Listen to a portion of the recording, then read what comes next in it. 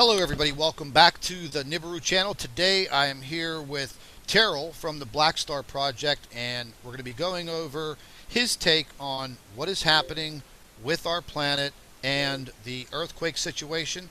He's also going to give you a rundown on his Black Star Project. Very important information this afternoon. Terrell's taking his time out today to be with us. Terrell, how you doing, buddy? I'm doing pretty good, thank you. Looking forward to sharing information with your subs on Project Black Star, the Earth changes, and Black Star current position, and maybe a little bit about survival group operations. Yeah, absolutely. I'm sure they all want to hear about it. First and foremost, I've been very concerned over the past several weeks about our earthquake situation. I try to talk about it as much as possible on my channel. I think it's a very important subject matter right now. And each and every day, over these past several weeks, I see the pattern clear as day. But, you have a very systematic way of explaining this, much more knowledge than I do. So right now, I'm going to give you the floor and let these folks know what's happening. Okay, and as far as an earthquake report, then you can also go to Terral Black Star, my YouTube channel. I'm getting a little bit of feedback from you, Scott, back there Oh, somewhere. here, I will. Um, yeah, I gave a recent update report that you can watch for more information on explaining, on understanding the seismic pattern that we've seen here lately. The tectonic volcanic dynamic has shifted several times since 2004. In Solomon Islands, February 6, 2013, we had a big reset. We had another one, the 8.3 Chile quake, 2015, late in the year. Very strange things happened after that to tell us that we had a reset. We had no 6 magnitude earthquakes, for example, on the planet for a 5-week period after that Chile quake. And the 2.54 magnitude earthquakes diminished down to just 107, the lowest value for the last 5 years after Solomon Island. And the reason that you're seeing this activity that's right there in the United States, you didn't see this. When this investigation started, we had a quake swarm area right here, Baja California quake swarm area. You had one here at Oklahoma. Now you can see that this has changed, and it changed since 2003. The incidence of 3 and above earthquakes at Oklahoma has gone parabolic now. It was under 100 per year, well under 100 per year prior to 2013. The Russians came out with that grim report. 2014, the Schumann residence, you're going to want to do a little bit of research on that, changed. 2004 and 2005, magnetic pole migration, the pattern of the way that the magnetic North Pole moves in its series of circles changed in 2005. It's now trailing itself by 12 degrees from the previous year. It's done that. It's doing that now in a series of loops. It's been doing it for the last 4 years. It's been doing that. So it's coming in line with that 12-day differential that you see. See if I can pull this back up. This 12 degrees that you see right here in the seismic chart between our near side alignment quake events, our backside alignment quake events. We had some late back here, and we're wondering if this Vanuatu quake right here, you see this little small angle, should be a 12. It's because of Jupiter. It's looking more and more. Whenever Jupiter was in back orbit, the black star's over on this side of the solar system.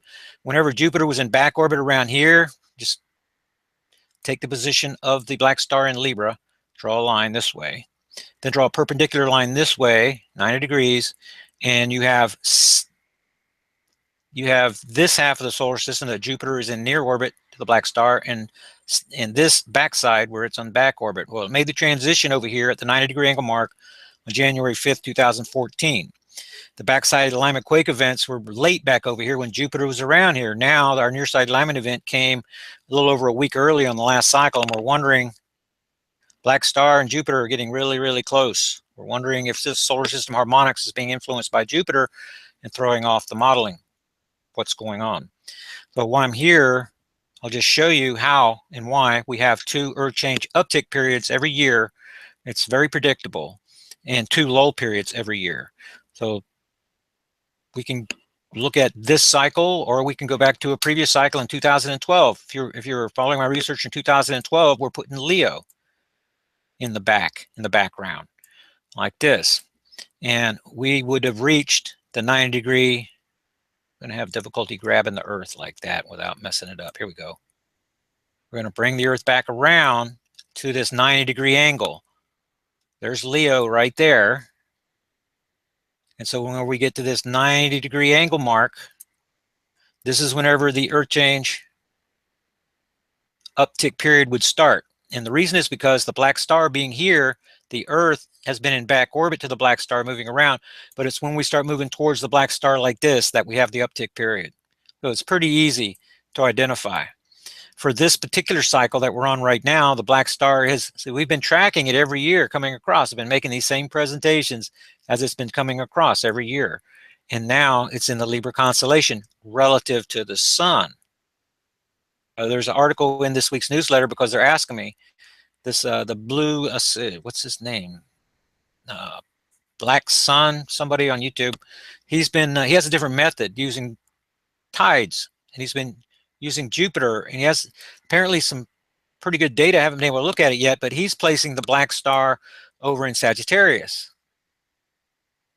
He's saying that's where it is, but he's talking about relative to Earth position. That it's important to realize that in all of my commentary, black star position is given relative to the sun. It varies with the Earth because the Earth's moving around the sun like this. The sun is the center of the solar system. So the black star's between, not way out there where Libra is. Black star is actually somewhere near Mars orbit path. It's pretty close right here. So if relative to the, you can see that Mercury, to give you an example, is in Virgo relative to the sun. But whenever we turn the solar system around and look at it from Earth, you can see that it's in Sagittarius. It's between Scorpio and Sagittarius relative to Earth, right? Because it's so close to us. The black star being relatively close to us as Earth is going around the sun, it's changing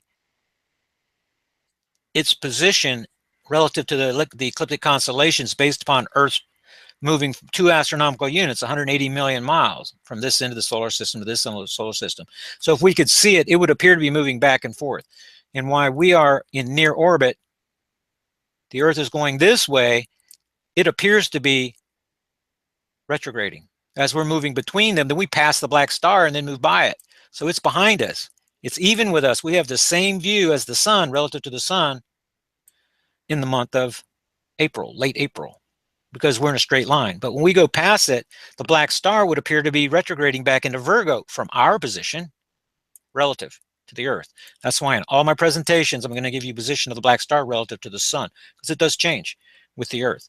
But the uptick period comes when the Earth is moving like this towards the black star. The reason is because the black star is here, the sun's here, the black star is here, the Earth is here.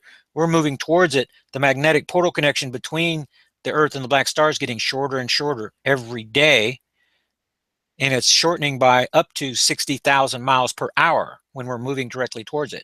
A shortening magnetic portal connection means that the internal conduits, two types, the active conduits and the passive conduits that are on the outer wall, that they provide insulation properties for the magnetic portal connections. But as these two stars get closer and closer together, the internal conduits, the active conduits, greatly outnumber the passive conduits that are squeezed and pushed to the outside. That's what causes this magnetic portal connection from the black star and the sun to interact with these other magnetic portal connections as they come in near proximity. So that's what happens to cause the magnetopause reversal. For example, March 12, 2012, and again on April 23rd, 2016, because the Earth was moving between the two stars. We're pulling a Sun-Earth magnetic portal connection and a black star Earth magnetic portal connection across the primary star-to-star connection. And as that happens, these magnetic portal connections create a triangle in here that converges, and then the black star crosses through. Those magnetic portal connections are pulled across one another. As they are, it causes portal-to-portal cross-firing. It creates highly charged ionic clouds that are being misrepresented by NASA, suspicious observers, and others as interplanetary shock waves. That's what they're calling them, interplanetary shock waves. You know what So we get I these want to crisscrossing waves, and then So that explains how we're going to get the uptick period. Go ahead. I wanted to ask you, in your research with this black star, can you compare it to a brown dwarf, or is it just its own monster? Definitely not a brown dwarf. Early in the investigation, we thought it was a brown dwarf, but then we got Don, our project astronomer. He has an observatory class telescope at his disposal and infrared accessories. We know the observation window times. The optimum times is for the last few years have been April and May. We know where it's at. He knows where to look. He's a good astronomer. He's looking, cannot make observations. Cannot see evidence of micro lensing, gravitational lensing effect. Cannot see a darn thing. So we know where it is, but we also know that we can't see it. It's not a brown dwarf star. He could see it. This is going to be something between a black dwarf star that our solar system is too young to support, if it's a transitional dwarf, but this is a remnant body. This was created by the collapse of our, we got that feedback again. Oh, Always for your listeners and make them escalate. So this we're dealing with a remnant body that was created from the supernova of our sun's binary twin. So it's not a naturally forming transitional dwarf, definitely not. It's going to be from our binary twin that was much larger than our sun. It burned out more rapidly because of that. Whenever it went supernova, it created this remnant body. It compressed the very center, compressed the compression from the implosion. It's like forming a diamond inside the Earth. You can get, if you don't have enough pressure, you get a lump of coal. You get enough pressure, you get a diamond. Well, it's going to be something in between a black dwarf star and a neutron type star, a non-rotating magnetar type star. But it's not a naturally occurring star, so it's not going to be cataloged by the NASA supercomputers or anything like that. It is anomalous. It's anomaly. Behaves more like a black hole than it does any known celestial object, and it's going to set down deep inside that gravity well. It's going to likely have an event horizon, even though a lot of people are going to disagree with me on that. Some of our physicists, project physicists, say that it must have one, and some say that it will not have one. So there's even disagreement among real smart people that that astrophysics is their thing. There's disagreement on the properties, features, characteristics, behavior of this object. Myself, I'm somewhere in the middle, trying to use the assistance of the physicists, the astronomers, and everybody, and also correlate that, tie that engine and Nibiru somewhat, just because there is a cycle, doesn't matter how many years it is, 3,600 years or whatever, and with scripture, the Earth staggering like a drunkard, the sun turning dark, not giving forth its light, the signs in the moon, the stars, and everything, the tsunamis, the waves, the things happening on the Earth that petrify men so that they're turn white and they're frightened to death of what's happening. So go back in time, the days of Noah, days of Moses, and at the end of the age, Christ predicts that these things are going to happen. When you tie it all together, all the information, then we have an intruder in the inner solar system. It's already in the inner solar system, and it is going to be mentioned in the Dakota report, where Project Black Star is mentioned several times in the operations section. They talk about the death and destruction and things that are going to come, and that's precisely what Scripture says, that destruction is going to come suddenly, like the birth pangs upon a woman with child. I interpret that as the earth changes, the patterns in the earth changes being the birth pangs. The sudden destruction comes because this object, if you can see, it originates, its aphelion position is above the head of Orion right here. Where it reaches perihelion is between the sun and the left side of Sagittarius, right over here. So right? So it's coming in on this orbit, and it only has two opportunities. It crosses Earth orbit's path on the way in, it reaches perihelion near Venus orbit, and then it leaves. We have an opportunity for a springtime crossing event and a fall time crossing event. This one happens before the perihelion, before the sun turns dark. The one at the end of the age happens around here in November, after the black star reaches perihelion, after the sun turns dark. So Christ can give those predictions from Joel 2 about what's going to happen, because it's happened before. This fall time crossing event, it's this springtime event that you cannot see coming. The sun is, you can see that the coronal holes are getting bigger, it's getting darker, it seems to be going to sleep. According to the scientists, it's going to turn dark by the time the black star reaches it, but it's going to cross Earth orbit path first. So if if all these things are true, we're going to have a springtime crossing event, and it's slowing down. Inbound orbital velocity has a magnetic repulsion relationship with our sun, so it's difficult. We know the month, it's difficult to tell the year. We can't tell yet. The magnetic pole migration modeling says it's going to happen May 2017. The binary star magnetic repulsion modeling says that it's going to happen in May 20th, 2018. So right now we do not have enough input data to know definitively which model is correct. Go ahead. So, referring back to the sun, um, is is is there something happening to the sun as we speak? Is this black star having a very adverse effect on our sun? I mean, with all of the Yes. coronal holes, I mean, just this constant, non-stop coronal hole after coronal hole opening up, very very large holes opening up. So this is, I mean, because that is my thought, that is my theory, that is what's happening right now to our sun, and getting into all of a sudden this big massive change in our weather systems. And I try to put all of this together for my subscribers, and Mm-hmm. I mean, without having super data, like from NASA and all of these space agencies, it's kind of hard. And you try to put it together yourself, and I'm not a scientist by any means, but I mean, I investigate these things on a daily basis, 12, 14 hours a day. It's very hard to keep up with everything that is going on with our planet every single minute of the day. I mean, there are some days that I'm afraid to go to sleep because in 3 hours later I'm going to get up and wow, here we go.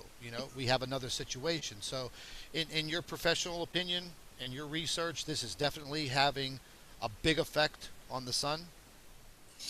Yeah, I'm while you're giving your commentary there, then I'm pulling up some links to help you. Okay, this right here is a radio flux progression. What this is, solar. If you go back in time, solar cycle 24 was projected to be bigger than solar cycle 23. You're looking at the peak over here for 23. Here we come along. We're moving along in time. Sun's going to solar minimum right here. Then as it starts going up right here, supposedly we reached the peak in 2011. You see the little peak right there? Thing is, the flux values are half of what they should be. And then we start seeing, I mean, flatline. These values that you're looking at down here at 100, you can see that they are way lower than they're supposed to be.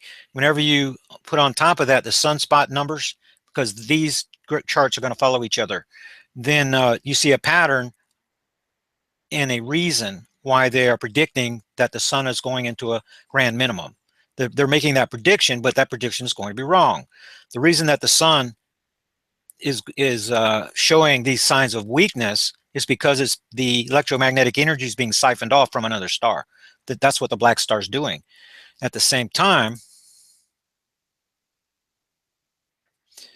the heliosphere that surrounds our solar system, there's our solar system is contained inside the heliopause, just like Earth is inside the magnetosphere. So here's the bow shock. This would be over on the Ophiuchus side of our solar system. The helium focusing cone you guys heard about will be formed on the back side of that. Earth enters that December 5th or 6th every year.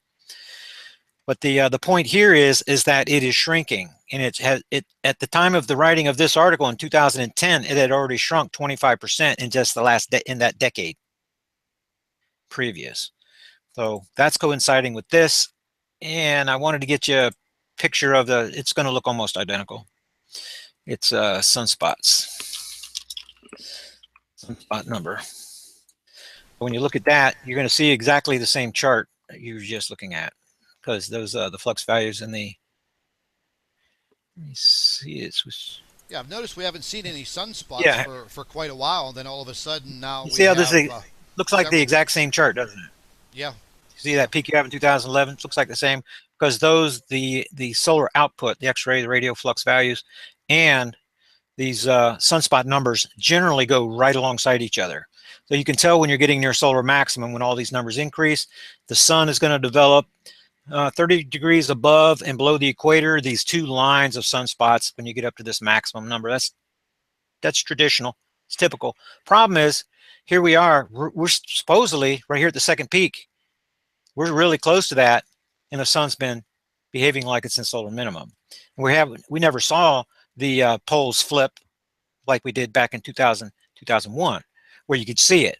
And I tried to go back and get the video feed of the flip, and it looks like that they've all been removed, as if that kind of thing is not supposed to happen, because on this cycle that did not happen. I've been doing this investigation every day looking for it, and it didn't happen. So the sun is acting very strangely right now. But the answer to your question is going to be absolutely yes. The strange sun is one of the witnesses in this case, saying that we have an interloper in the inner solar system. That's one of the witnesses in our case, right along with the Earth, Jupiter, Saturn, Mars, now Venus, becoming a better witness in this case too. Now, Go ahead. and according to a lot of your studies, I just noticed over the whole entire period of last year, and what I'm going to refer to is near Earth objects, meteors, asteroids. It just seems that we've had an abundance of this type of activity throughout 2016, especially going into the latter part of the year.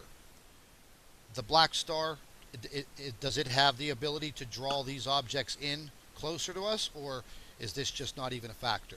If it just absolutely, oh yeah, absolutely a factor. Not only that, let's go to right over here.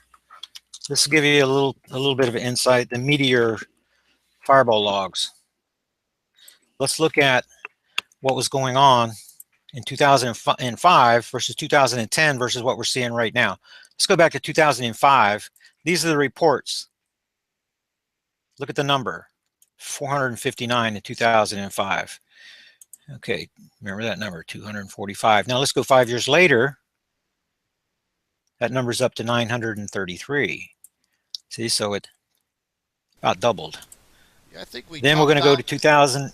I think we topped out over 15,000 for 2016, or no? 5329 for 2016. But you see, that's multiplied by more than 10 times in 10 years. Wow. So it's increasing. On the chart, it's going up like the global temperature. It's going up like a lot of the other things that are happening with our planet. Things are starting to go parabolic. So this is the sighting of meteor fireballs is part of the ping pong effect of having an interloper in the inner solar system. 2013 was called the year of the comet because there's so many diving comets into the sun. Asteroids, the number of asteroids that are falling out of orbit. These are asteroids that would have fallen out of orbit anyway, but they're being perturbed by something. And that something is going to be the black star. It has an effect on an object, and then that object affects an object, that affects an object, and eventually then these objects that would have fallen out of orbit sometime or another are nudged so that they fall out of orbit earlier than they would, which gives you a big grouping of them falling out at the same time. Yeah, this is definitely one of my biggest fears, is because NASA misses so many of these objects. They spot the object, and then all of a sudden they're issuing their information, and the next thing you know, we have a near Earth object. It's going to be flying by in the next 24 hours. Well, I mean, that's not necessarily true. The problem is, back in 2009, legislation changed so that now NASA is not allowed to warn people about anything coming from space. They have to report the information to the Department of Homeland Security, and then the Department of Defense, Homeland Security, and these continuity of government people. They sit down and decide what is fit for public dissemination now. Though whenever they remove the keyframe data from the magnetosphere, they don't want us to see what's happening. They'll actually steal the data, take it. They decide if we're going to be able to see it or not. The same thing is happening with the USGS. You can blame the USGS for being liars and fools and idiots and stuff, just like NASA people that never give you a straight answer. But their lips are being sealed too by the Department of Homeland Security. That is actually not a Department of Homeland Security at all. You wouldn't have 30 million illegals running around in the United States, killing 30 to 50 Americans every single day. If they had anything to do with Homeland Security, they do not. That's not what they're here for. They're serving the elite, like the Gestapo and the SS did for Hitler and the Third Reich. It's just we have the Fourth Reich here It's another Rothschild program. He owns a central bank, Federal Reserve, just like he owned the central bank for Germany. And we have many of the same programs going now that Germans had back in World War II. Its history is repeating itself right here. The Department of Homeland Security is more like the Gestapo, So and maybe I it's was going to being a be little, anything. maybe I'm being a And little too they're hard in on charge. NASA. Maybe Yeah, I was they're being a being. little too hard on NASA there, but I Well, see your if you point. watch the 2012 movie, you'll see there's people with green cards. There's people that's going to the underground. Their storyline was they're going to these ships. In reality, they're going to underground cities. Yeah. There's people that have them. And the people that are going to be offered these green cards are people with NASA, Jet Propulsion Laboratory, USGS, anybody that could blow the whistle. If they want their families to go to the underground arc cities, while the rest of us are fending for ourselves against the Black Star, they can't say anything. So there is something to what you're saying, but there's also change in legislation that forbids NASA from just seeing something and saying something. They can't do that anymore like they used to. And the Nazis that are running the United States from the Department of Homeland Security are they're not going to be letting us have that information. They're working for the CIA out of Denver. And that's part of the Council on Foreign Relations Working Groups, Trilateral Commission, the Bilderbergs, the hierarchy of Canamera, Mexico, that's really running the show. Doesn't matter if Hillary or Trump wins the puppet position over in Washington, D.C. What really matters is Yeah. what's going on in Denver, right? Let me Now, let me let me that's the ask reality. let me ask you one question. So what you just covered there, I agree with 100%. What do you think's going to happen to all of these individuals who work for all of these contractors and these little subcontractors in their spread of disinformation and misinformation? You think they're going to be the first ones to the chopping block in my eyes? Well, are you talking about on this earth? Or are you talking about in heaven? Whenever the I'm talking talking about about on this earth. I'm talking about physical human beings that have taken it upon themselves to, you know, I mean, listen, I've done a lot of homework in this whole, if you want to call it misinformation, disinformation campaign. I don't want to get into the whole trolling routine, but I've found over the past year that there are these organizations do exist. I mean, they torment me on a daily basis, and these are just regular people. These aren't people that belong to the military or the government. These are little scumbag subcontracted people that just take on these topics, and I don't know if they're paid to do it. I don't know how they're organized to do it, but I've come across a few of these organizations, and one of them torments me on a daily basis. I mean, they've delved into Mhm. my family, my personal life, my YouTube channel, my credit, my cell phone. I mean, they've even taken pictures of my house and put them in YouTube videos. They just photographed my grandmother's house a few weeks ago and put the coordinates to her house in their videos so people can click on it using Google Maps and go straight to her house. So Yeah, I don't see anything like that happening with someone who just wants to explore trolling on a YouTube channel. I find that right. that okay, this guy's getting to the information while he's alerting people, you know, he's on to something. Yeah, we need to shut him up. So I don't see the government being directly involved in it, but I can see their hand in it through, you know. Well, the I mean, government, my view of the government is not as nearly as I don't give them as much credit for being very bright as you are. It's going to okay. be it's going to be elite groups more now. In the old days, than it was the CIA. Yeah, Now that they're like bumper cars running into each other. You have the Illuminati groups, Trilateral Commission groups, all these different groups I see your that are point in now. their. They're going to the underground Arc City program. They have their commanders. They have their handlers. They have operatives, assets, and then they have dupes. And you could be being attacked by a dupe. Somebody really thinks they're doing the right thing. They're serving the public. They're dupe. They've bought Yes. into this information program. And when more dupes you get, then you can start redeploying your assets to other areas because the dupes are doing your job for you. Well, I guess And then the point that you I don't was leave your trying to fingerprints as much either. Go yeah, ahead. the point that I was trying to get to, I guess I just kind of like blew off on the whole governmental crap. But the Hmm. point I was getting to is these people aren't getting a ticket to the Ark. They're not, In other words, they're yeah, they're you not see them as they're not disposable assets. exactly. That's the perfect phrase that I wanted. Right. Completely disposable, Hmm. like a Right. piece But of they don't trash. realize it. I know, So what you exactly. have in that case, what I call them is sleepers.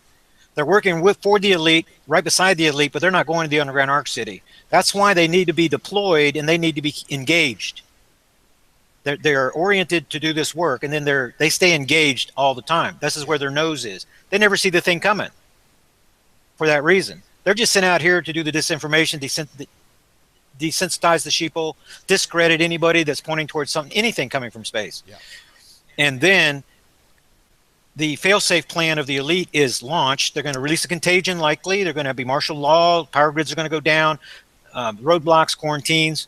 And these operatives, the ones that are helping the elite right now, are going to be trapped just like we are exactly. later down the road. And it's going to be us against them type of thing. Elements of our military the same way, National Guard, they're being deployed and trained to be sent directly into harm's way. So it's us against them, against the Black Star. We neutralize each other. The elite come out smelling like a rose.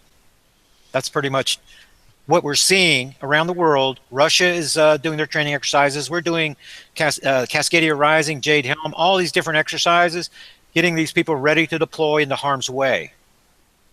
That's how they get rid of their sleepers. If that's the biggest problem.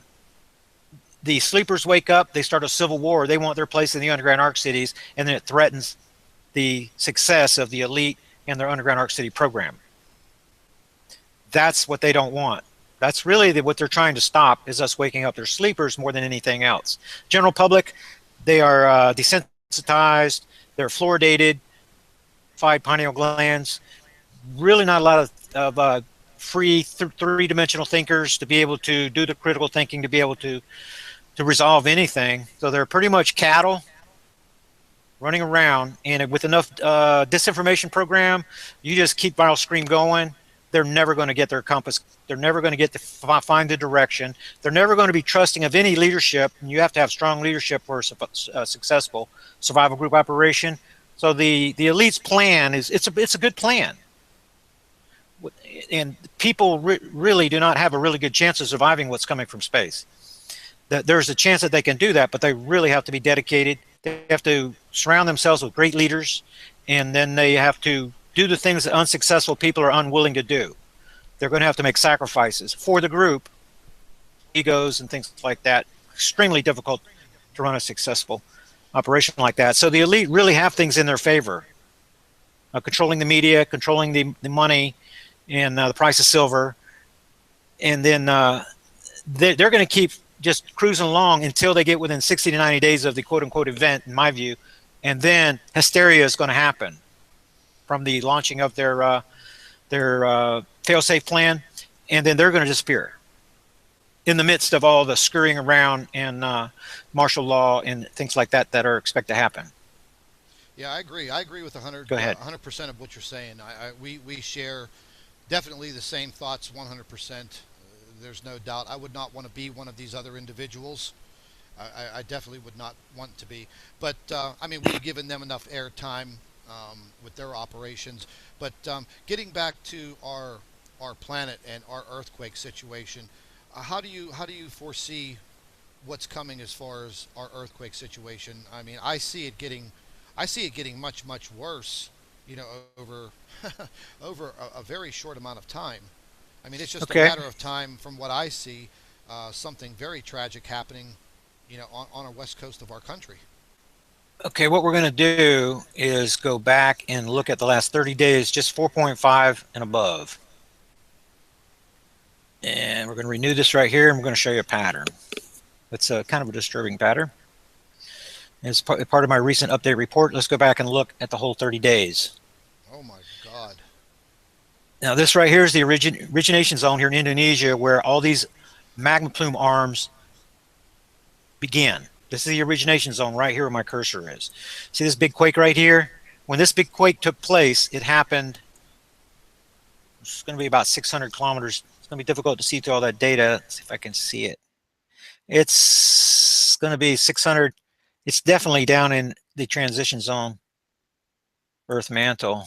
I'm having difficulty Seeing where it was. But anyway, these deep quakes like this that are beyond 410 kilometers, they're taking place inside of Earth transition zone. It's a glassy layer, rock on top, metal on bottom. It's 410 to 660 kilometers inside of our Earth, and it's inside that transition zone that these buoyancy barrier corridors are being created by these large magnitude earthquake events. What a joke.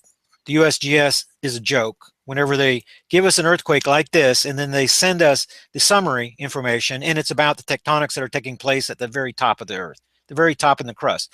They're not giving us any information on what's going down in Earth transition zone or any reason that there should be a 7-8 magnitude earthquake that deep inside of the Earth and the ramifications of what that means as far as rising magma plume formations and how that magma plume formation becomes an energy storing reservoir that can be released later in the timeline. So what's happened is, I don't know if your subs, see if I can find this story for you. It's got a good diagram on it. It's going to be magma blobs. That's the keywording right here. This is a picture of what's happening inside the Earth right here. My system's running just a little bit slow because of all our connections. I wanted to try to enlarge that picture for you a little bit. There we go. This is what's going on inside of Earth transition zone. And if you look real closely, you'll see these horn formations that form. These horn formations are very important to realize because that big giant quake that we had down here, 7.7, had no precursor quakes. Didn't have a 2.5, didn't have a 3, didn't have anything leading up to it. It just happened out of nowhere. Because one of these horns off of one of these magma plume formations and the reverberating wave from the lull period, that's what happens at the end of the lull period. Whenever this buoyancy barrier corridor begins to contract, then you get these waves pushing back and forth in these horns. After the wave passes, these horns subside. They push way down. As the wave reemerges, this thing pushes up very rapidly. That's what happened down here. No precursor quakes at all. Bam, this earthquake comes out of nowhere. This formation right here is expanding around the entire planet. It was a Pacific Ocean Ring of Fire phenomenon a couple of years ago. Now there are bad warning signs. The terminal end, that formation down there, it pushed north around here. The terminal end was at Alaska for the last couple of years. At least that's what I thought. It appears that this formation has already pushed underneath Cascadia and is already closer to California than I realized. That's why you're seeing these larger magnitude earthquakes that are coming out of nowhere with no precursor quakes. None of the small magnitude earthquakes going with them. Down here on the southern side, all of these fives that are out here is results from the horn formations on these magma plumes that are pushing upwards. They're trying to break through the buoyancy barriers is what they're trying to do. So you're seeing the stories about the Antarctic ice breaking off. Because this magma plume activity is pushed further south. This line was running across this way. Now it's further south, and look at all this activity around, because now the magma plume arm that reaches up that way towards Alaska and across that way to Chile is extending across this way too. The terminal end for the last 2 years has been here at Gibraltar. Then about 4, 5, 6 weeks into the uptick period, then it pushes through Gibraltar where you get several 4s and 5s here, and then it pushes the mid-Atlantic ridge. But we're seeing this activity along the mid-Atlantic ridge. Well, if I was showing you the 7-day, it'd be more accurate because this is for the last 7 days. But what I'm showing you is these larger magnitude earthquakes. This is another arm that reaches from Indonesia around this way. That terminal end is pushing north and is going to meet this arm coming across here until this pressure coming through the Americas meets, and all of these magma plume formations are strung together, one giant formation. Then whenever you have this big earthquake, like the one we just had, and especially this one wasn't down in Earth transition zone, this recent one, but whenever it does happen that way, it adds energy to the entire plume. The terminal ends everywhere are tested, and it causes these reverberating waves to move back and forth within these buoyancy barrier corridors deep inside the Earth. And that is what's going to happen right here in the United States. You know what I wanted to, you know what I wanted to arm, ask you, I'm sorry. Well, you know what I wanted to ask you real quick, because you're mentioning the word reverberation. Hmm. And over the past couple of, let's say, yeah, the last couple of weeks, once again, I'm looking at these heliplots, these seismograms that the USGS puts out, and Hmm. once again, I mean, I'm not a scientist, I'm not a seismologist, but how can we have the same disturbance, say, for instance, in the state of Washington? How could we have the same disturbance all the way across the United States and have the same disturbance at the same time in, say, northern Florida? Is that the reverberation that you're talking about? I mean, what is setting off these seismograms to give all of them the same disturbance at the same time on every single seismogram that they list? Because I've been Hey, noticing are it. you talking about a global ringer? One that Uh, when we have an earthquake, that all the seismographs on the planet pick it up. well, That was a no, big it's not. phenomenon. It's not even an earthquake. I can't even. I would actually have to show you, or even if you pull up the USGS and pull up the heliplots and look at them, it just amazes me how you can have just like I said, maybe a small earthquake showing up on a heliplot in Alaska, but then every single state, all the way across the country, even up in Maine, Pennsylvania, Virginia, Massachusetts, they all show the exact same anomaly at the exact same time. And this has been occurring, it's been occurring for months. And I look at these heliplots every day, and every so often I see this. And it's just, it's been occurring more and more and more the frequency is picking up. It's not maybe once a week, now it's every couple of days. And it's kind of confusing because, I mean, I don't have a seismologist that is going to answer this question. I mean, I even called the USGS last week. They wouldn't take calls, nothing. And Right. it's kind Yeah. of blowing my mind. To give you some commentary on that and run some analysis, I'm going to have to actually be looking at some data. Otherwise, I'm just going to be speculating. Yeah. The Black Star orbit cycle understanding. Wait a minute. Where's this overview? Yeah, this overview right here.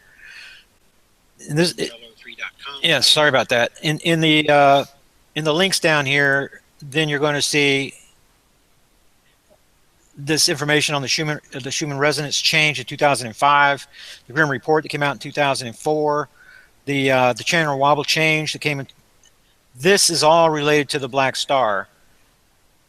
The frequency of our planet is changing because of the black star and what's going on inside the planet because of this.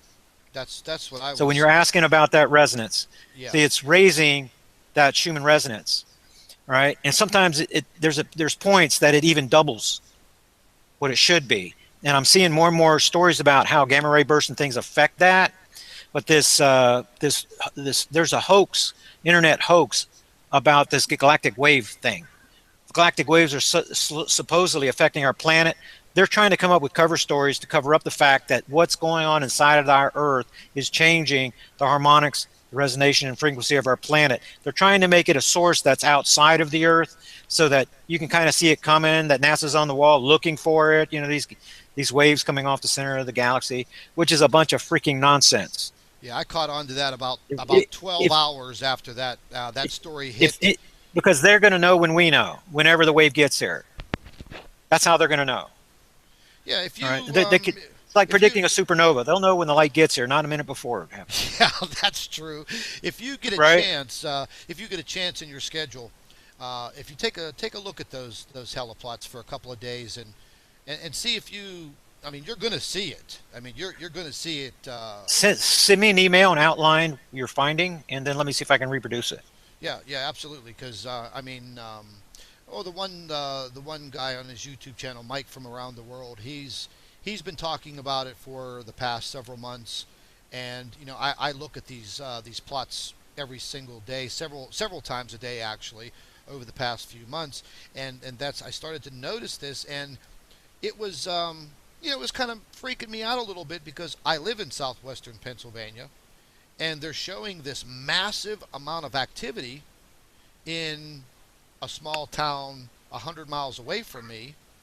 They're showing this in Maine, Massachusetts, Virginia, everywhere. I mean, everywhere in the United States, these massive anomalies on these seismograms. Now, I think Mike did mention something about a frequency. I forget exactly how he put it, but he said that something is definitely affecting the Earth internally, and these seismic devices are picking it up.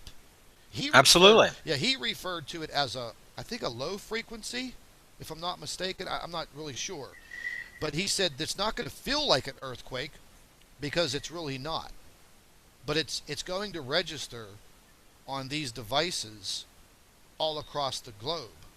And then I did look at these plots across the globe, Hmm. and they were identical all the way around the planet and at the same time. And they were the same. They looked the same at the same time. And I was like, okay, what the hell is going on? You Okay, know? send me that information because I really don't know what you're Yep. what you're talking about. What I wanted to do, since you're talking about plotting and charting and following this is what we do. This is what we've done for the last 6 years, every single week, monitoring all the earthquake events and identifying the patterns. That's where the hypothesis originated about the two. Well, the evidence shows two uptick periods and two low periods, but we want to know how it was happening, and we started noticing our black star position and Earth natural movement around the sun is what was causing it. So we were able to put those things together.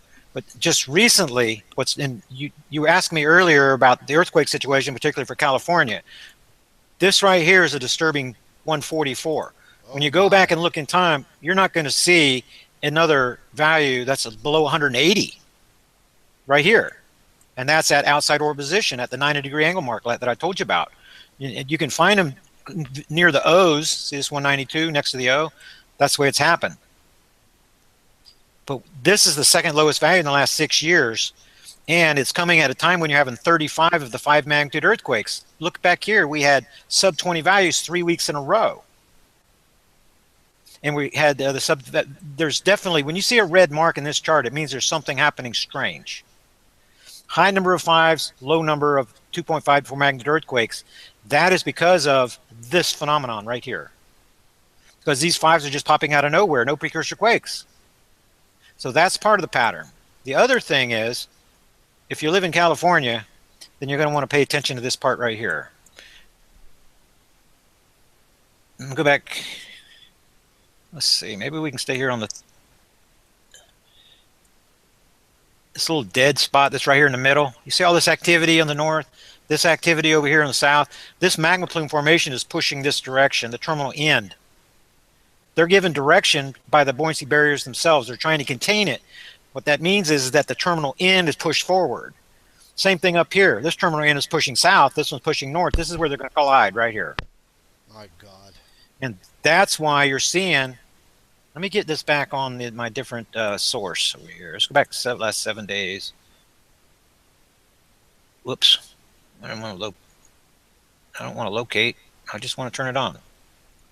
Do you think we're going Okay, to here we see go. any? Do you think we're going to see any type of warning for the West Coast? Is there any kind of warning sign, or do you think this is just Yeah, going to you're getting it happen? right now. Look at what's happening here now. Yeah, yeah. I mean, I see it. I see it every day. This is just the last week. Yeah.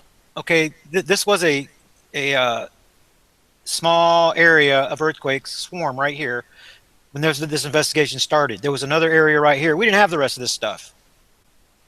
Now, since Solomon Island, that's cut the tectonic plate in two. It changed the tectonic dynamic of the Pacific Ocean Ring of Fire.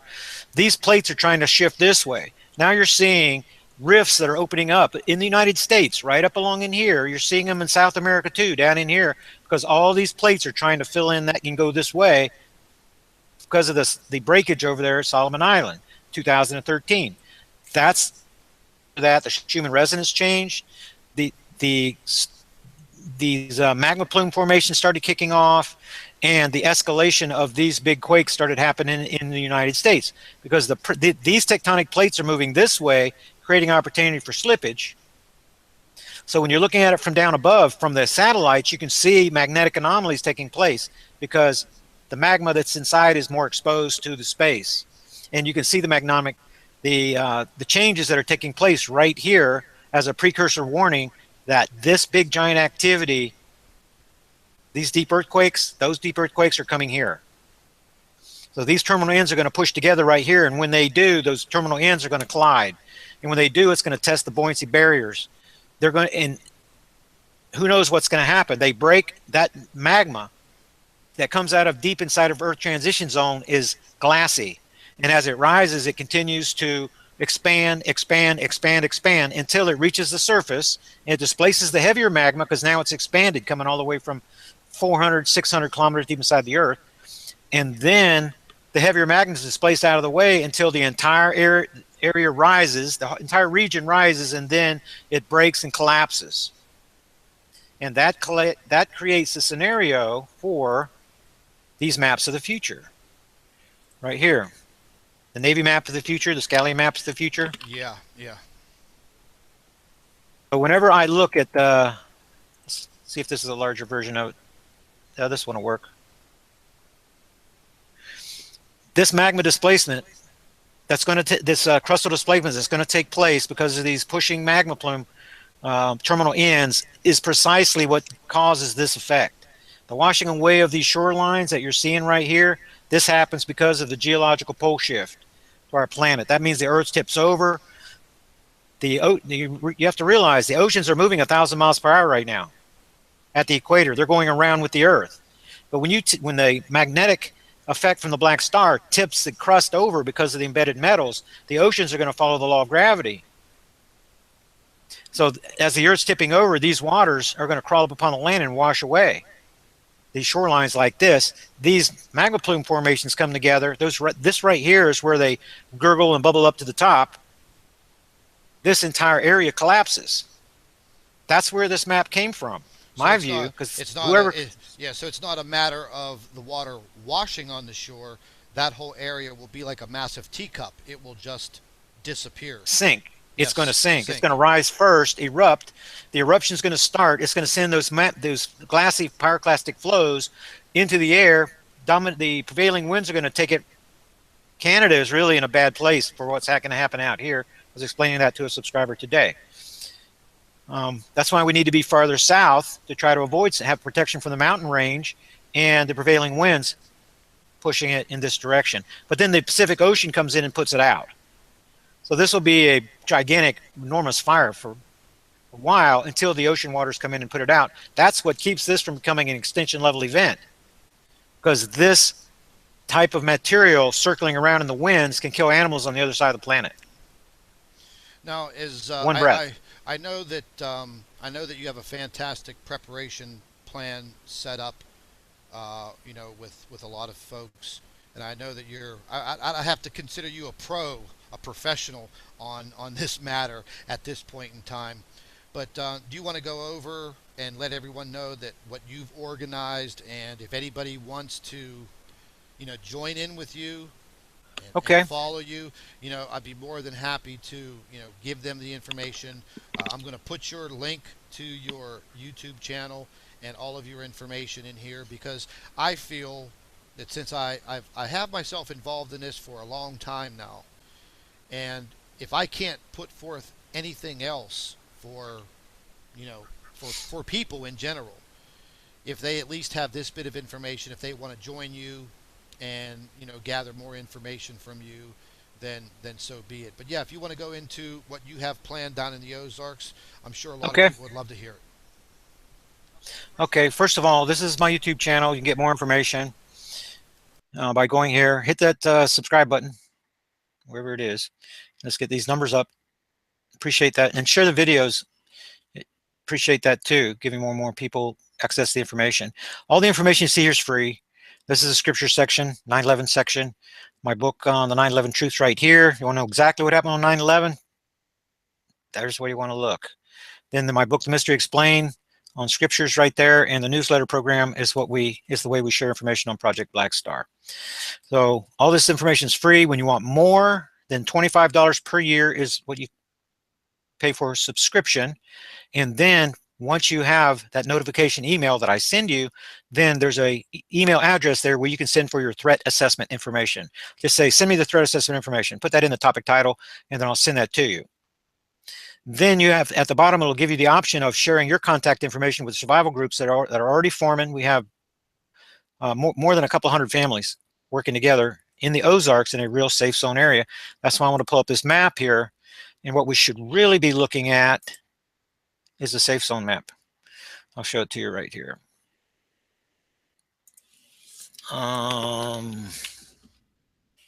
You're not going to show us the Nancy Leader safe zone map, are you?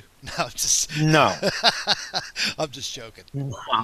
She has some good information. I used to go to her site back in 2011, but a lot of the stuff I think she's just way off on. Okay, here's going to be your safe zone map. You can see the big old giant hole out here. This is downwind of the pyroclastic flows, dust clouds. Not safe. You see where these reds come together up in Canada? It really makes this a bad situation for Canada. You want to try to get inside this red zone right here. You also need a large survival group. You also want to be underground, and you need a cavern in order to be able to do that. Digging a hole in your backyard is not going to help. Sustain temperatures outside, likely to be more than 200 degrees throughout the day, below freezing at night from nearing Black Star proximity whenever it's nearby us. So you're going to want to be in a cavern. You're going to want to be with a strong survival group with all your supplies, all your people. And we are located in this corner of Arkansas right here. It's about 150 miles from the liquefaction zone. This is going to be caused by a liquefaction of the entire Mississippi River Basin and a lot of the Missouri Basin. The pressures begin out here with what I already explained, these rising magma plume formations. This erupts out here. The pressures push through, and then New Madrid is activated. This creates a new line of earthquakes that take place along here, liquefying the entire region. This becomes mush. Runs right out here. Salt water rushes north all the way to the Great Lakes. This creates extra space in the plates for a new fault line, which is there. It's running along the eastern side of the Rocky Mountain Ridge. This fault line is going to become activated. Wait, you have 200 nuclear power plants in my circle here. There's going to be no safe zone over on this side whatsoever, even if you have a good cavern position in the Appalachians, because you have 6 nuclear power plants that are down. You see, you're going to be downwind. And if you live in the eastern side of Canada, forget it. Anywhere in the Northeast United States, these mountains, these Appalachian mountains up here are not high enough. You're dealing with 3-mile deep waters just off the coast out here. Earth flips over. This is a funnel area. This water is going to run right over into the Great Lakes up here. No chance. Survival over here. No chance. Survival up here. Pyroclastic flows. One breath's going to kill you over here. Got to be further south. Texas is a pretty good place as long as you get far enough west. You got to go west of Dallas. Got to get up here over 1,000 feet up on. You can see the ridge line that it becomes kind of safe over in this area.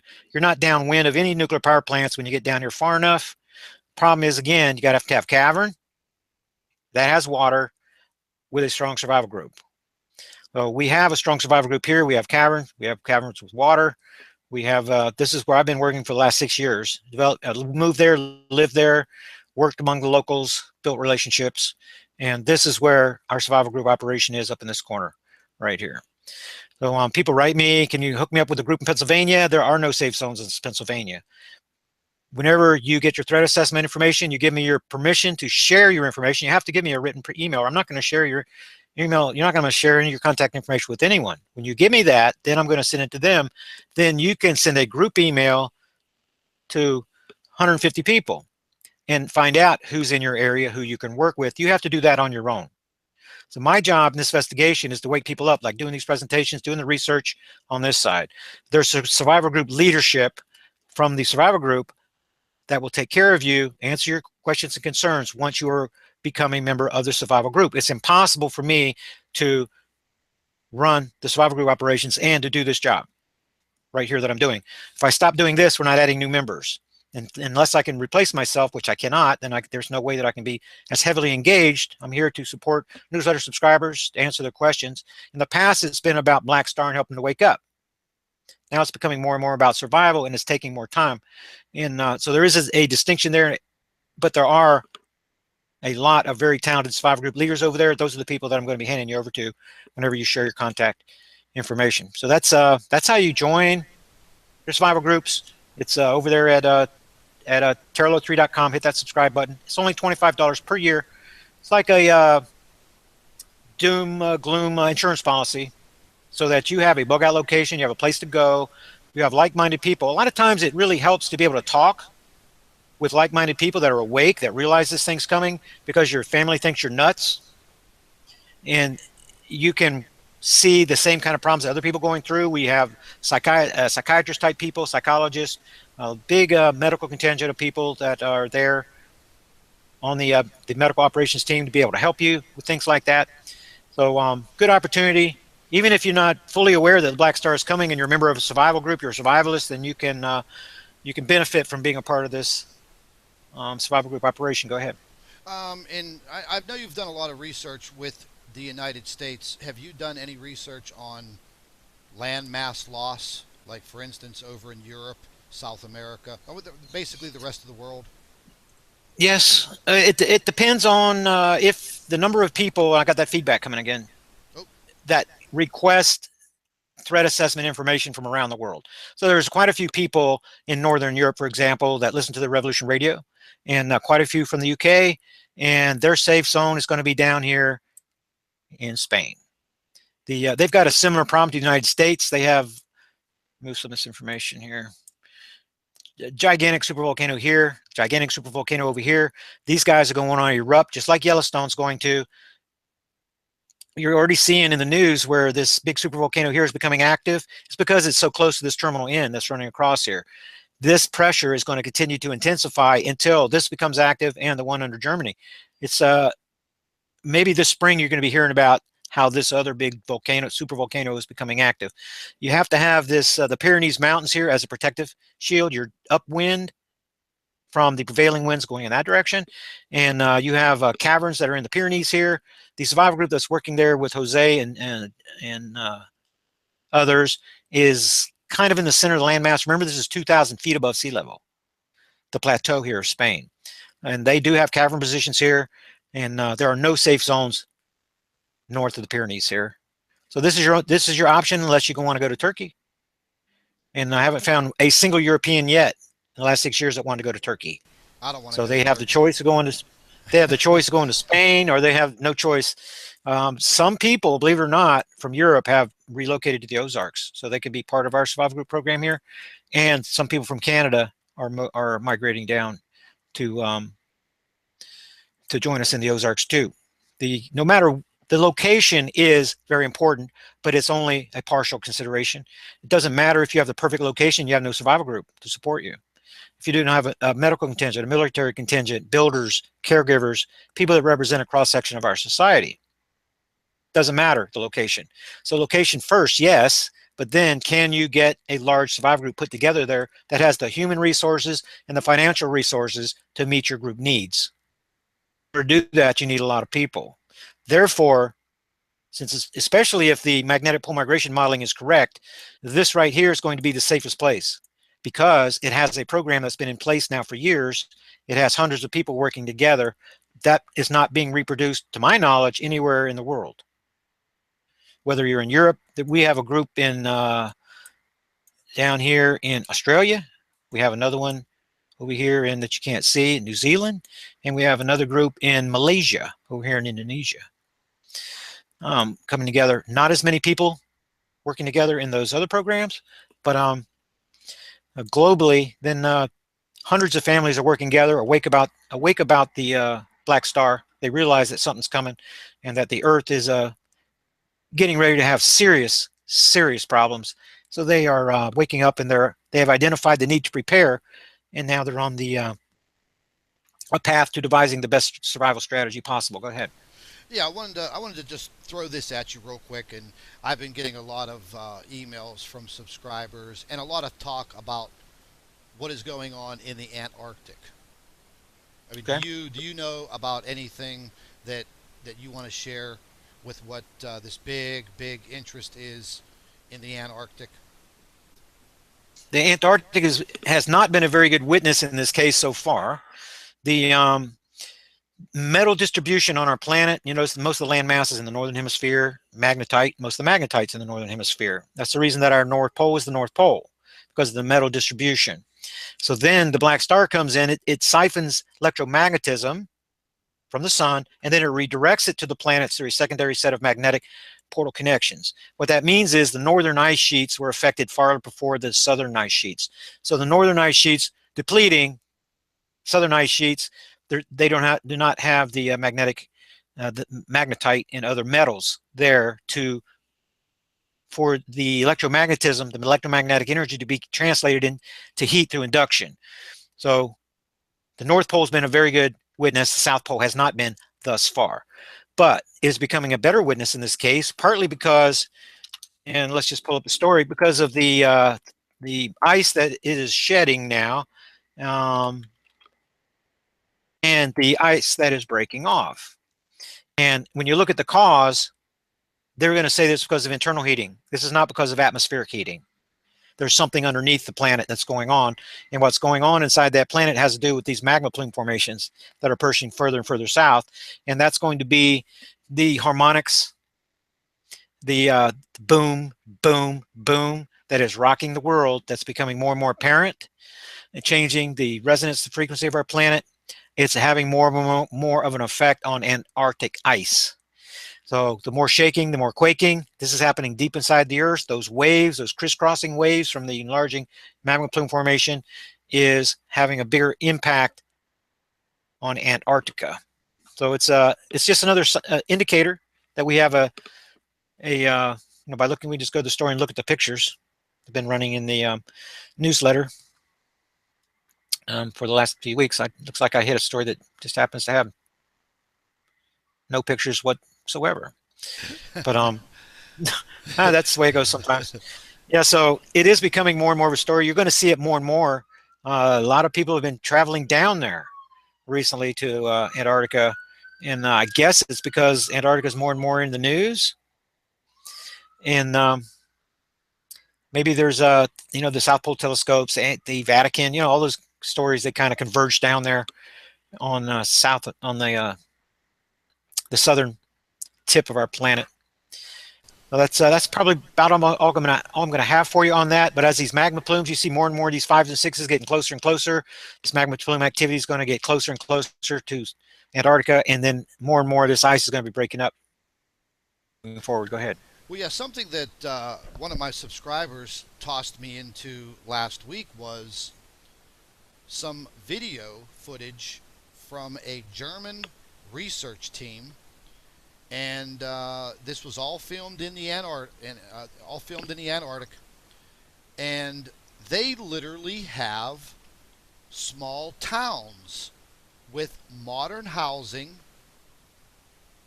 like your old-fashioned general store back in the days of the cowboy. But these, and I have the video. I was kind of scared to do anything with it on YouTube and show it because it's about 30 minutes long.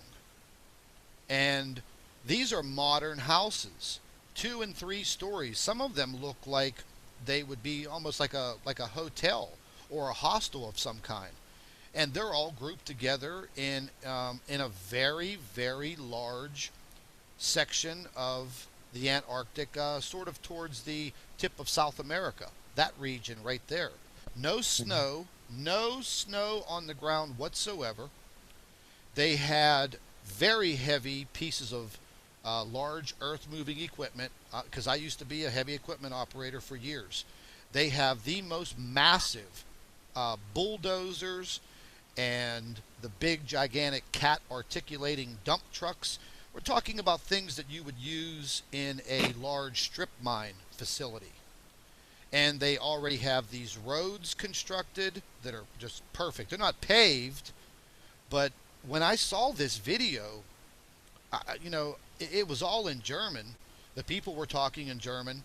I mean, I was a little thrown back by all of that to see all of these modern houses and these modern structures already positioned and in place, and all of these people everywhere. They have a dock like you would see at a marina, like in South Florida. They already have it all built. That They were doesn't sound that they doesn't were sound right, knowing that how cold it is. It's really freaking cold down there, well. that place. This is right on the coastal area. I'll tell you what. I'll slip the video. I'll slip the video in an email, and I'll send it to you, and you can check it out. And there was a whole host of other videos that were he was going to send me, and I said, look, I've seen enough already. Don't force these videos on me, because then I'm gonna put them together, and I'm gonna put them into a video, and I'm gonna put it on YouTube, because from what I'm seeing is preparation on someone's end, and this was all in German. There was a German research team. They were flying the German flag, and again, these were all houses, like, I mean, modern day houses. They look like they were all built, of wood, and shingled and things of that nature, but no bricks or anything. But I mean, getting all of that material down there, getting all of that equipment down there. I mean, and I know they only have a short window of time every year to get supplies and get these ships in there. But is this something that they've been doing for quite a long time? I mean, they would have had to have been preparing like this in this region for quite some time. And it kind of blew my mind to see that. And, I mean, again, we're never going to know everything that these folks do, but, the video kind of captured my thoughts, and I still think about it. And I just watched the video again this morning to see if I could pick out anything, in particular about it. But the housing just kind of blew me away. But I'll slip it in an email, and I'll send Yeah. it to you. You can check it out. Is there something else you want to cover? No, absolutely. I think you've covered everything. Gives my subscribers a great chance to listen to you and all your Okay. thoughts and your information. And yeah, we'll touch base again in a few weeks, and then I'll put all of the links to your information, your YouTube channel and everything. We'll put all that in the description box. I'll send you a link to this, and I appreciate you taking your time. I know Okay. you're very busy, and hey, man, we just have to buckle down like you're doing. Preparation is everything. And once again, you're not going to survive this alone. And I think your take on this, being part of a professional group, is definitely, the way to go. And I really appreciate your time, Terral. Okay. Well, thank you very much. And when you get ready again, we'll get to the bottom of this earth change lull period in the middle of February. So about the end of February, probably a good time. And then the uptick is going to be gigantic, and that's going to be the end of April going into May. So we'll probably want to do another one around that time too. That sounds real good to me, buddy. Okay. All right. Well, thank you very much. You have a great week, Terral. You too. Bye-bye. Bye-bye. Properties for the magnetic portal connections. But as these two stars get closer and closer together, the internal conduits, the active conduits, greatly outnumber the passive conduits that are squeezed and pushed to the outside. That's what causes this magnetic portal connection from the black star and the sun to interact with these other magnetic portal connections as they come in near proximity. So that's what happens to cause the magnetopause reversal. For example, March 12, 2012, and again on April 23rd, 2016, because the Earth was moving between the two stars. We're pulling a Sun-Earth magnetic portal connection and a black star Earth magnetic portal connection across the primary star-to-star connection. And as that happens, these magnetic portal connections create a triangle in here that converges, and then the black star crosses through. Those magnetic portal connections are pulled across one another. As they are, it causes portal-to-portal cross-firing. It creates highly charged ionic clouds that are being misrepresented by NASA, suspicious observers, and others as interplanetary shock waves. That's what they're calling them, interplanetary shock waves. You know what So we get I these want crisscrossing waves, and then so that explains how we're going to get the uptick period. Go ahead. I wanted to ask you, in your research with this black star, can you compare it to a brown dwarf, or is it just its own monster? Definitely not a brown dwarf. Early in the investigation, we thought it was a brown dwarf, but then we got Don, our project astronomer. He has an observatory class telescope at his disposal, and infrared accessories. We know the observation window times. The optimum times is for the last few years have been April and May. We know where it's at. He knows where to look. He's a good astronomer. He's looking, cannot make observations. Cannot see evidence of microlensing, gravitational lensing effect. Cannot see a darn thing. So we know where it is, but we also know that we can't see it. It's not a brown dwarf star. He could see it. This is going to be something between a black dwarf star that our solar system is too young to support, if it's a transitional dwarf, but this is a remnant body. This was created by the collapse of our, we got that feedback again. Oh. Voice for your listeners and make them escalate. So we're dealing with a remnant body that was created from the supernova of our sun's binary twin. So it's not a naturally forming transitional dwarf, definitely not. It's going to be from our binary twin that was much larger than our sun. It burned out more rapidly because of that. Whenever it went supernova, it created this remnant body. It compressed the very center, compressed the compression from the implosion. It's like forming a diamond inside the Earth. You can get. Hello everybody, welcome back to the Nibiru channel. Today I am here with Terral from the Black Star Project, and we're going to be going over his take on what is happening with our planet and the earthquake situation. He's also going to give you a rundown on his Black Star Project. Very, very important information this afternoon. Terrell's taking his time out today to be with us. Terrell, how you doing, buddy? I'm doing pretty good, thank you. Looking forward to sharing information with your subs on Project Black Star, the Earth changes, and Black Star current position, and maybe a little bit about survival group operations. Yeah, absolutely. I'm sure they all want to hear about it. First and foremost, I've been very concerned over the past several weeks about our earthquake situation. I try to talk about it as much as possible on my channel. I think it's a very, very important subject matter right now. And each and every day, over these past several weeks, I see the pattern clear as day. But, you have a very systematic way of explaining this, much more knowledge than I do. So right now, I'm going to give you the floor and let these folks know what's happening. Okay. And as far as an earthquake report, then you can also go to Terral Black Star, my YouTube channel. I'm getting a little bit of feedback from you, Scott, back there somewhere. Here, I will. Yeah, I gave a recent update report that you can watch for more information on explaining, on understanding the seismic pattern that we've seen here lately. The tectonic volcanic dynamic has shifted several times since 2004. In Solomon Islands, February 6, 2013, we had a big reset. We had another one, the 8.3 Chile quake, 2015, late in the year. Very strange things happened after that to tell us that we had a reset. We had no 6 magnitude earthquakes, for example, on the planet for a 5-week period after that Chile quake. And the 2.54 magnitude earthquakes diminished down to just 107, the lowest value for the last 5 years after Solomon Island. And the reason that you're seeing this activity that's right there in the United States, you didn't see this. When this investigation started, we had a quake swarm area right here, Baja California quake swarm area. You had one here at Oklahoma. Now you can see that this has changed, and it changed since 2003. The incidence of 3 and above earthquakes at Oklahoma has gone parabolic now. It was under 100 per year, well under 100 per year. Prior to 2013, the Russians came out with that grim report.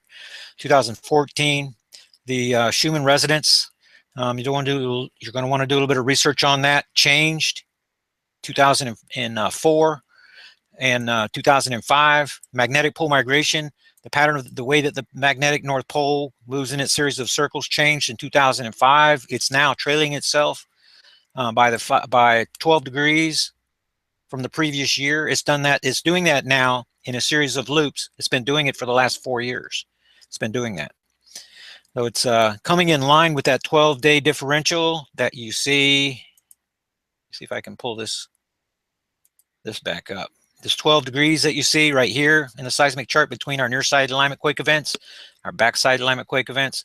We had some late back here, And we're wondering if this Vanuatu quake right here, you see this little small angle, should be a 12. It's because of Jupiter. It's looking more and more. Whenever Jupiter was in back orbit, the black star's over on this side of the solar system. Whenever Jupiter was in back orbit around here, just take the position of the black star in Libra, draw a line this way, then draw a perpendicular line this way, 90 degrees, and you have this half of the solar system that Jupiter is in near orbit to the black star, and this backside where it's on back orbit. Well, it made the transition over here at the 90-degree angle mark on January 5th, 2014. The backside alignment quake events were late back over here when Jupiter was around here. Now our near side alignment event came a little over a week early on the last cycle, and we're wondering, black star and Jupiter are getting really, really close. We're wondering if this solar system harmonics is being influenced by Jupiter and throwing off the modeling, what's going on. So while I'm here, I'll just show you how and why we have 2 Earth change uptick periods every year. It's very predictable, and 2 lull periods every year. So we can look at this cycle, or we can go back to a previous cycle in 2012. If you're following my research in 2012, we're putting Leo in the background, like this. And we would have reached the 90-degree. I'm going to have difficulty grabbing the Earth like that without messing it up. Here we go. We're going to bring the Earth back around to this 90-degree angle. There's Leo right there. And so when we get to this 90-degree angle mark, this is whenever the Earth change uptick period would start. And the reason is because the black star being here, the Earth has been in back orbit to the black star moving around, but it's when we start moving towards the black star like this that we have the uptick period. So it's pretty easy to identify.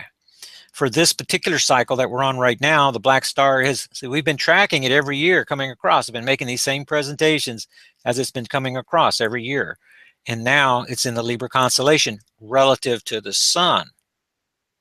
There's an article in this week's newsletter because they're asking me this, the blue, what's his name? Black Sun, somebody on YouTube. He has a different method using tides, and he's been using Jupiter, and he has apparently some pretty good data. I haven't been able to look at it yet, but he's placing the black star over in Sagittarius.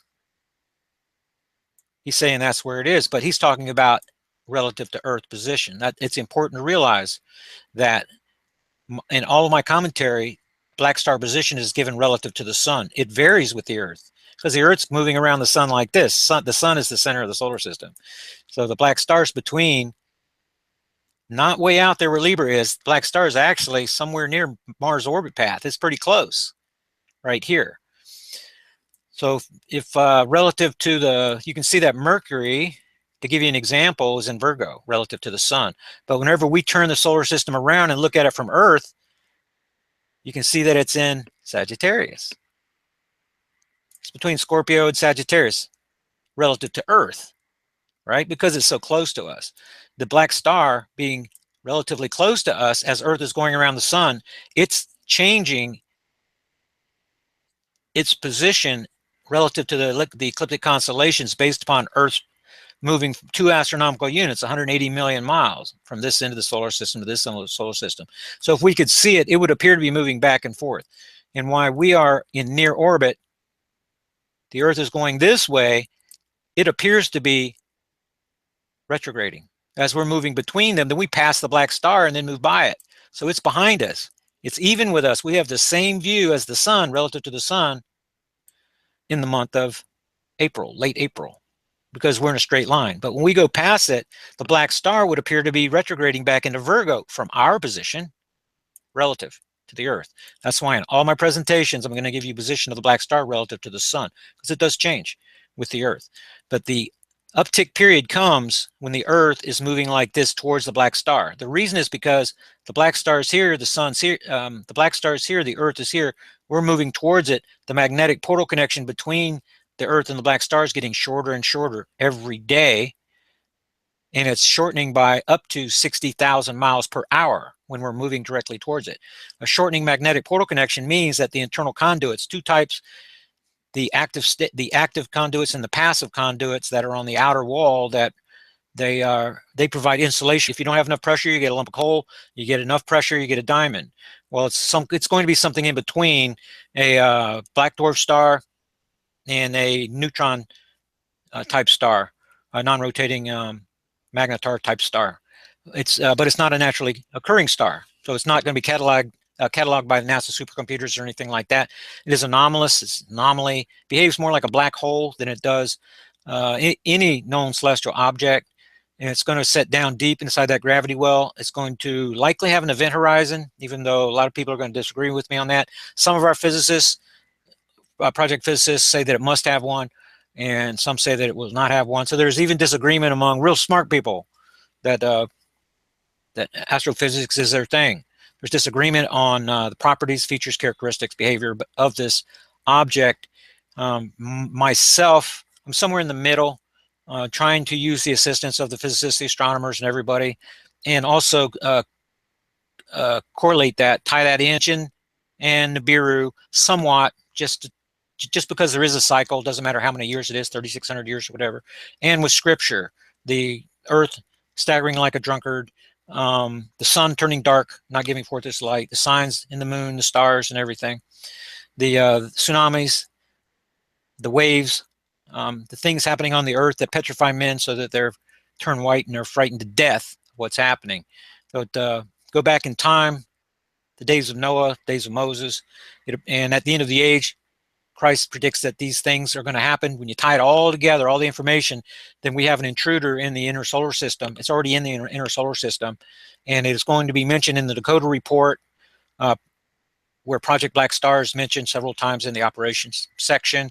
They talk about the death and destruction and things that are going to come, and that's precisely what Scripture says, that destruction is going to come suddenly, like the birth pangs upon a woman with child. I interpret that as the earth changes, the patterns in the earth changes being the birth pangs. The sudden destruction comes because this object, if you can see, it originates, its aphelion position is above the head of Orion right here. Where it reaches perihelion is between the sun and the left side of Sagittarius, right over here. So right, so it's coming in on this orbit, and it only has two opportunities. It crosses Earth orbit's path on the way in, it reaches perihelion near Venus orbit, and then it leaves. We have an opportunity for a springtime crossing event and a fall time crossing event. This one happens before the perihelion, before the sun turns dark. The one at the end of the age happens around here in November, after the black star reaches perihelion, after the